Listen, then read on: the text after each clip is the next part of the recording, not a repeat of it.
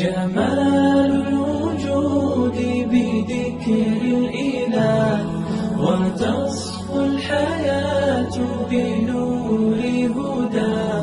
الحمد لله رب العالمين والصلاة والسلام على رسول الله. السلام عليكم ورحمة الله تعالى وبركاته. جيدك إن بدن لغو شيغي قرآنك كريمك إيا أحاديث الرسول كبا عليه الصلاة والسلام اللو يقانو شجرة السدر سيدو كلانا aynu u naqaano geedka gobka waxaynu ognahay manaafacaadka faraha badan ee geedkaasi leeyahay haday tahay in midhihiisa la cuno iyo sidoo kaleba saliid laga sameeyo midhaha geedkaasi faa'iidada ay jirkeena u leeyihiin gaar ahaan timaheena. intaas marka laga yimaado waxaan idin soo gudbinayaa qaab kale oo caleenta geedkaas loogu daweeyo jinka, sixirka iyo isha.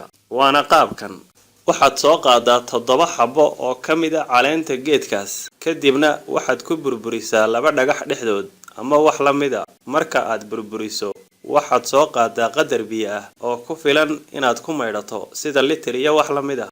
intaa kadib caleentii oo aad burburisay waxaad ku dartaa biyihii sida aad arkaysaan. markaad ku darto kadibna isku lux. markay isla falgalaan biyihii oo aad ku dartay 7 xabbe caleenta hayad burburisay waxaad ku akhridaa quraanka kariimka ah inta aad awoodo sida aayatul kursi, suuratul faatiha, suuratul ikhlaas, suuratul falaq iyo suuratul naas.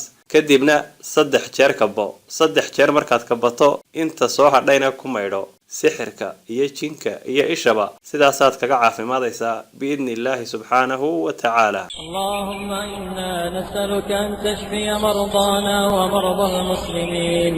Allahumma ashfi mardana wa marda al-muslimin.